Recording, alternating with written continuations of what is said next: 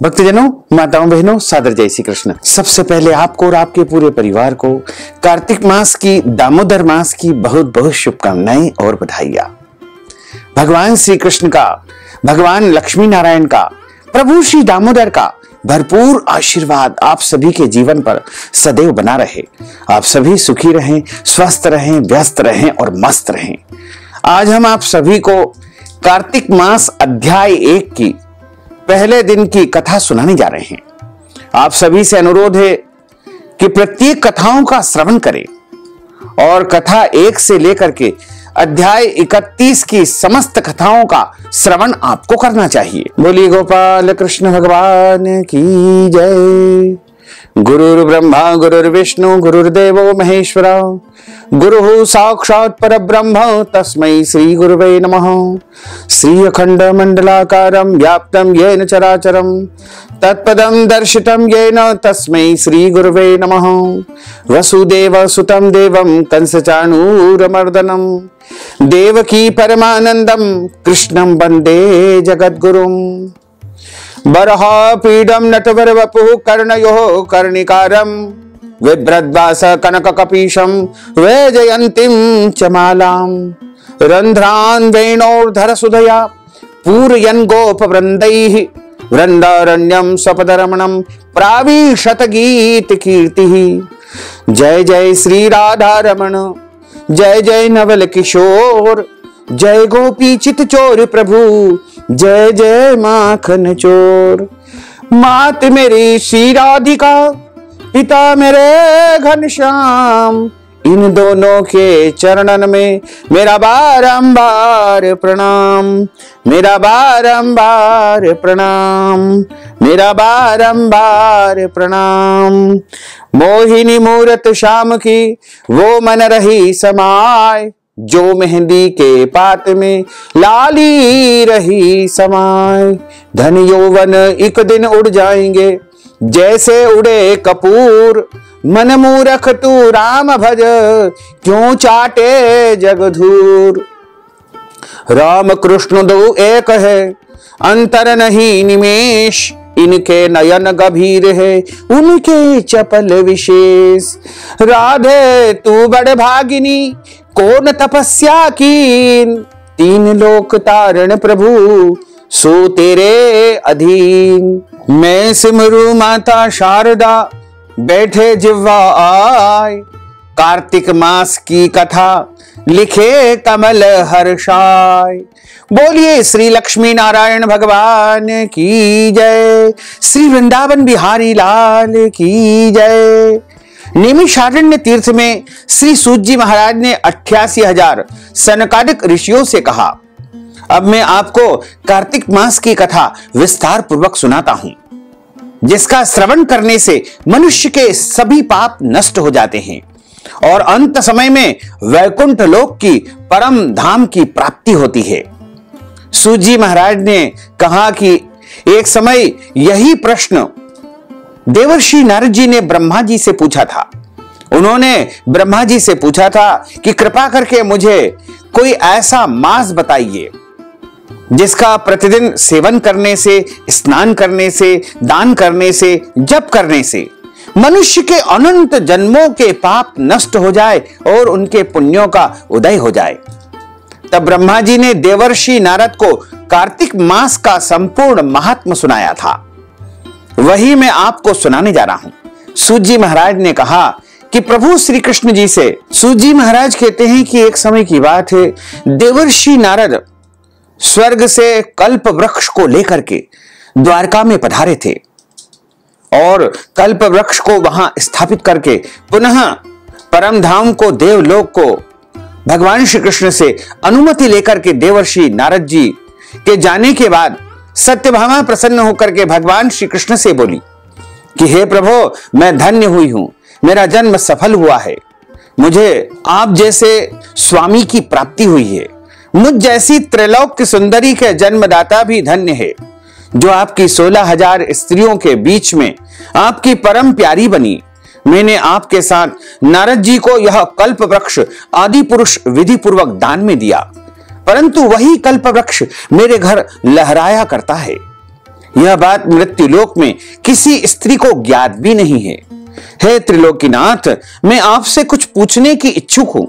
आप मुझे कृपया कार्तिक महात्म्य की कथा विस्तार पूर्वक सुनाइए, जिसको सुनकर के मेरा हित हो और जिसके करने से कल्प पर्यंत भी आप मुझसे विमुख न हो।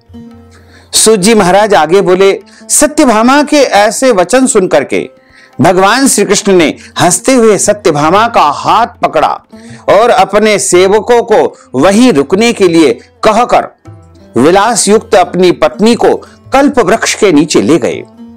फिर हंसकर बोले, हे प्रिय, 16,000 रानियों में से तुम मुझे प्राणों के समान प्यारी हो। तुम्हारे लिए मैंने इंद्र एवं देवताओं से विरोध किया था। हे कांते, जो बात तुमने मुझसे पूछी उसे सुनो। एक दिन मैंने तुम्हारी इच्छा पूर्ति के लिए गरुड़ पर सवार होकर के इंद्रलोक जाकर के कल्प वृक्ष मांगा था। इंद्र द्वारा मना किए जाने पर इंद्र एवं गरुड़ में घोर संग्राम हुआ और गोलोक में भी गरुड़ जी गोवों से युद्ध किया।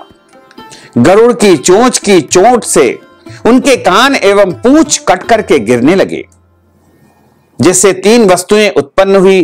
कान से तंबाकू बनी, पूंछ से गोभी बनी और रक्त से मेहंदी बनी। इन तीनों का प्रयोग करने वाले को मोक्ष नहीं मिलता है। इसलिए कभी भी अपने जीवन में तंबाकू नहीं खाना चाहिए, तंबाकू का उपयोग नहीं करना चाहिए, गोभी नहीं खाना चाहिए, मेहंदी का उपयोग भी नहीं करना चाहिए। लेकिन यदि किसी कारणवश इन वस्तुओं का उपयोग हो जाता है तो प्रभु से क्षमा याचना कर लेनी चाहिए। इसलिए कहा गया है, जो मनुष्य कार्तिक मास का सेवन करता है उसके जाने अनजाने सभी अपराध क्षमा हो जाते हैं। तब गोवों ने क्रोधित होकर के गरुड़ पर वार किया, जिससे उनके 3 पंख टूट करके गिर गए। इनके पहले पंख से नीलकंठ, दूसरे से मोर और तीसरे से चकवा चकवी उत्पन्न हुए। हे प्रिय, इन तीनों का दर्शन करने मात्र से ही मनुष्य को शुभ फल प्राप्त हो जाता है। यह सुनकर के सत्यभामा जी ने कहा कि हे प्रभु, कृपया मुझे पूर्व जन्मों के विषय में बताइए कि मैंने पूर्व जन्म में कौन कौन से दान, व्रत व जप नहीं किए हैं। मेरा स्वभाव कैसा था, मेरे जन्मदाता कौन थे और मुझे मृत्युलोक में जन्म क्यों लेना पड़ा। मैंने ऐसा कौन सा पुण्य कर्म किया था जिससे मैं आपकी पटरानी अर्धांगिनी बनी। भगवान श्री कृष्ण ने कहा कि हे प्रिय, अब मैं तुम्हारे द्वारा पूर्व जन्म में किए गए पुण्य कर्मों को विस्तार पूर्वक कहता हूं, उसे ध्यान पूर्वक सुनो। पूर्व समय में सतयुग के अंत में मायापुरी में अत्रि गोत्र में वेद वेदांत का ज्ञाता देव शर्मा नामक एक ब्राह्मण निवास करता था। वह प्रतिदिन अतिथियों की सेवा करता था, हवन करता था, सूर्य भगवान को अर्घ्य प्रदान करता था, उनका पूजन किया करता था। वह ब्राह्मण सूर्य के समान तेजस्वी था। वृद्धावस्था में उसे गुणवती नामक कन्या की प्राप्ति हुई। उस पुत्रहीन ब्राह्मण ने अपनी कन्या का विवाह अपने ही चंद्र नामक शिष्य के साथ कर दिया। वह चंद्र को अपने पुत्र के समान मानता था और चंद्र भी उसे अपने पिता की भांति सम्मान देता था। एक दिन वे दोनों कुश व समिधा लेने के लिए जंगल में गए। जब वे हिमालय की तलहटी में भ्रमण कर रहे थे, तब उन्हें एक राक्षस आता हुआ दिखाई दिया। उस राक्षस को देख करके भय के कारण उनके अंग शिथिल हो गए और वे वहां से भागने में भी असमर्थ हो गए। तब उस काल के समान राक्षस ने उन दोनों को मार डाला। चूंकि वे धर्मात्मा थे, इसलिए मेरे पार्षद उन्हें मेरे वैकुंठ धाम में मेरे पास ले आए। उन दोनों द्वारा आजीवन सूर्य भगवान की पूजा किए जाने के कारण मैं दोनों पर अति प्रसन्न हुआ। भगवान श्री गणेश जी, शिव जी, सूर्य, देवी, इन सब की पूजा करने वाले मनुष्य को स्वर्ग की प्राप्ति होती है। मैं एक होता हुआ भी काल और कर्मों के भेद से 5 प्रकार का होता हूं। जैसे एक देवदत्त, पिता, भ्राता आदि नामों से पुकारा जाता है। जब वे दोनों विमान पर आरूढ़ होकर सूर्य के समान तेजस्वी रूपवान चंदन की माला धारण किए हुए मेरे भवन में आए, तो वे दिव्य भोगों को भोगने लगे। अब कार्तिक का महीना प्रारंभ हो चुका है, कार्तिक स्नान भी शुरू हो चुका है। इस माह को बहुत ही पवित्र महीना माना गया है। इस माह में भगवान श्री विष्णु अपनी योग निद्रा से देव उठनी एकादशी के दिन जागते हैं और तब सभी तरह के मांगलिक कार्य भी आरंभ हो जाते हैं। इसी कार्तिक मास में दीपावली का महापर्व आता है। पुराणों में कार्तिक मास की महिमा का वर्णन बहुत ही विस्तार पूर्वक मिलता है। इस माह में दीपदान, स्नान, भगवान श्री हरि विष्णु की पूजा और तुलसी जी की पूजा के साथ ही पौराणिक कथा सुनने का बहुत ही खास पुण्य प्राप्त होता है। कार्तिक मास की कथा जो कि एक लौकिक कथा आती है, उसमें एक समय में एक नगर में एक ब्राह्मण दंपत्ति निवास करते थे। वे दोनों प्रतिदिन 7 कोस दूर गंगा जी और यमुना नदी में स्नान करने जाते थे। इतनी दूर आने जाने से ब्राह्मण की पत्नी थक जाती थी। एक दिन उसने अपने पति से कहा कि हमारा एक पुत्र होता तो कितना अच्छा रहता। पुत्र के बहू आती तो हमें घर वापस जाने पर भोजन तैयार मिलता और बहू घर का सारा कार्य भी संपन्न कर लेती। क्योंकि जब घर में बहू होती है तो सास निश्चिंत होकर के पूजा पाठ में अपना मन लगा लेती है। अपनी पत्नी की बात सुनकर के ब्राह्मण ने कहा कि तूने बात तो सही कही है, चल मैं तेरे लिए बहू ला देता हूं। ब्राह्मण ने कहा कि एक पोटली में आटा डालकर कुछ मोहरे रख दे। ब्राह्मण के कहे अनुसार उसने पोटली बांध करके दे दी। पोटली लेकर के वह ब्राह्मण चला गया। ब्राह्मण यात्रा के दौरान यमुना जी के किनारे बहुत ही सुंदर कन्याओं को देखा। वह रेत में घर बना करके खेल रही थी। उनमें से एक लड़की ने कहा कि मैं अपना घर नहीं बिगाड़ूंगी, मुझे तो रहने के लिए यह घर चाहिए। उस कन्या की बात को सुनकर के ब्राह्मण का मन बहुत प्रसन्न हुआ। मन ही मन विचार करने लगा कि बहू बनाने के लिए यह लड़की बहुत उचित है। जब वह लड़की जाने लगी तो ब्राह्मण भी उसके पीछे पीछे उसके घर तक चला गया। वहां जाकर ब्राह्मण ने उस लड़की से कहा कि बेटी, कार्तिक का महीना चल रहा है, इसलिए मैं किसी के घर भोजन नहीं करता हूं। मैं अपने साथ आटा आदि वस्तुएं लेकर आया हूं। तुम अपनी माता से पूछो कि क्या वह मेरे लिए आटा छान करके 4 रोटी बना देगी। यदि वह मेरा आटा छान करके रोटी बनाएगी तो ही मैं एक रोटी उसमें से खा लूंगा और अपना पेट भर लूंगा। लड़की ने जाकर के अपनी मां को यह सारी बात बताई। मां ने कहा उचित है, जाकर ब्राह्मण देव से कह दो कि वह अपना आटा दे, मैं रोटी उनके लिए तैयार कर दूंगी। जब वह आटा छानने लगी तो आटे में से मोहरे निकली। वह सोचने लगी कि जिसके आटे में इतनी मोहरे हैं उसके घर में कितनी मोहरे होगी। जब ब्राह्मण भोजन करने बैठा तो लड़की की मां ने उस ब्राह्मण से पूछा कि आपका कोई लड़का है क्या, और क्या उस लड़के के लिए आप सगाई करने जा रहे हो या उसके लिए दुल्हन आपने ढूंढ ली है या नहीं ढूंढी है। यह सुनकर के ब्राह्मण ने कहा कि मेरा लड़का तो काशी में पढ़ने गया है, लेकिन यदि तुम कहो तो खान कटोरे से विवाह करके तेरी बेटी को अपने साथ ले जाऊं। लड़की की मां ने कहा कि ठीक है ब्राह्मण देवता। इस पर लड़की की मां ने लड़की की खान कटोरे से शादी करके ब्राह्मण के साथ में उसे भेज दिया। ब्राह्मण ने घर आकर कहा कि रामू की मां दरवाजा खोल, देख मैं तेरे लिए बहू लेकर के आया हूं। ब्राह्मण की पत्नी भीतर से ही बोली, हमारे तो कोई बेटा बेटी नहीं है तो बहू कहां से आ गई। दुनिया ताने मारती थी, अब आप भी ताने मारने लगे हो। ब्राह्मण ने कहा कि तू दरवाजा तो खोल देख। जब ब्राह्मणी ने दरवाजा खोला तो सामने बहू को खड़ी देखा। उसने बहू का स्वागत किया और आदर सत्कार करके अंदर ले गई। अब जब ब्राह्मण अपनी पत्नी के साथ नदी पर स्नान करने जाता तो पीछे से बहू घर का सारा काम करके और भोजन तैयार करके रखती। वह उनके कपड़े धोती और रात को हाथ पैर भी दबाती। इस तरह बहुत दिन व्यतीत हो गए। ब्राह्मणी ने अपनी बहू से कहा कि बहू, कभी भी चूल्हे की आग मत बुझने देना और मटके का पानी कभी भी खत्म न होने देना। परंतु एक दिन चूल्हे की आग बुझ गई। यह देख करके बहू घबरा गई और भागी भागी अपनी पड़ोसन के पास गई और कहा कि मेरे चूल्हे की आग बुझ गई है, मुझे थोड़ी सी अग्नि दे दो, आग चाहिए। मेरे सास ससुर सुबह 5 बजे से गए हुए हैं, वह थके हुए घर आएंगे, इसलिए मुझे उनके लिए भोजन तैयार करना है। यह सुनकर के पड़ोसन ने कहा कि तू तो बाउली है, तुझे यह दोनों मिलकर के पागल बना रहे हैं। इनका कोई भी पुत्र नहीं है, ये निसंतान है, इनके यहां कोई भी संतान नहीं है। बहू ने कहा कि नहीं, ऐसा मत बोलो, ऐसा मत कहो, इनका बेटा तो बनारस काशी में विद्या अध्ययन के लिए पढ़ने के लिए गया हुआ है। इस पर पड़ोसन ने कहा कि यह तुझे झूठ बोल करके ले आए हैं, मेरी बात सच मान, इनके घर पर कोई भी बेटा नहीं है। अब बहू पड़ोसन की बातों में आ गई और कहने लगी कि अब आप ही बताओ मैं क्या करूं।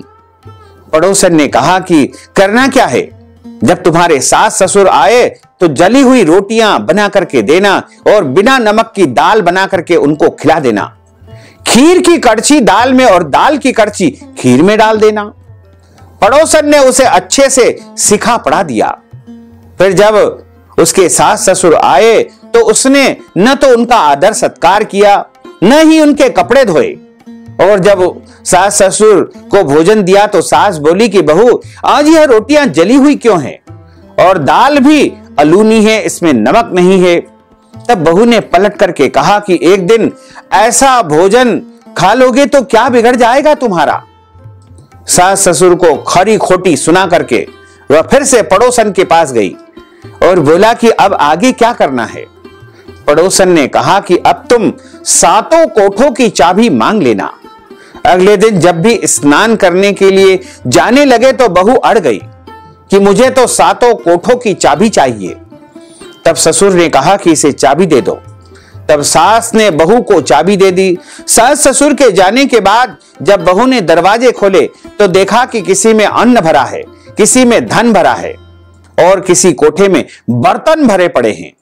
जब उसने सबसे ऊपर का 7वां कोठा खोला तो देखा कि शिव जी, पार्वती माता, गणेश जी, लक्ष्मी जी, माता जी, पीपल, पटवारी, कार्तिक के ठाकुर, राई दामोदर, तुलसी जी का बिड़वा, गंगा यमुना और 33 कोटि देवी देवता विराजमान है। वहीं पर एक लड़का चंदन की चौकी पर बैठा माला का जाप कर रहा है। यह सब देख करके उसने लड़के से पूछा कि तुम कौन हो। जब लड़का बोला कि मैं तेरा पति हूं, अभी दरवाजा बंद कर दे, जब मेरे माता पिता आएंगे तभी दरवाजा खोलना। यह सब देख करके बहू बहुत खुश हो गई और 16 श्रृंगार धारण करके सुंदर वस्त्र पहन करके अपने सास ससुर का इंतजार करने लगी। उसने अपने सास ससुर के लिए अच्छे अच्छे सुंदर सुंदर व्यंजन पकवान तैयार किए। जब उसके सास ससुर घर पर आए तो उसने उनका बहुत आदर सत्कार किया तथा प्रेम पूर्वक उनको भोजन करवाया और हाथ पैर दबाने लगी। पैर दबाते दबाते बहू ने कहा कि मां, आप इतनी दूर गंगा यमुना स्नान करने के लिए जाती हो तो आप थक जाती हो, इसलिए आप घर पर ही स्नान क्यों नहीं करती हो। यह सुनकर के सास कहने लगी कि बेटी, गंगा यमुना घर पर तो नहीं बहती है। तब उसने कहा कि हाँ मां, बहती है, चलो मैं आपको गंगा यमुना दिखाती हूं। जब बहू ने 7वां कोठा खोल करके दिखाया तो उसमें शिव जी, पार्वती माता, गणेश जी, लक्ष्मी जी, पीपल, पटवारी, कार्तिक के ठाकुर, राई दामोदर, तुलसी जी का बिड़वा, गंगा यमुना बह रही है और 33 करोड़ देवी देवता उसमें विराजमान है। वहीं चौकी पर बैठा एक लड़का माला का जाप कर रहा है। मां ने उसे देख करके कहा कि बेटा तू कौन है। वह लड़का बोला कि मां, मैं तेरा बेटा हूं। तब ब्राह्मणी ने पूछा कि तू कहां से आया है। उस लड़के ने जवाब दिया कि मुझे कार्तिक ने भेजा है। मां ने कहा कि बेटा, यह संसार कैसे मानेगा कि तू मेरा बेटा है।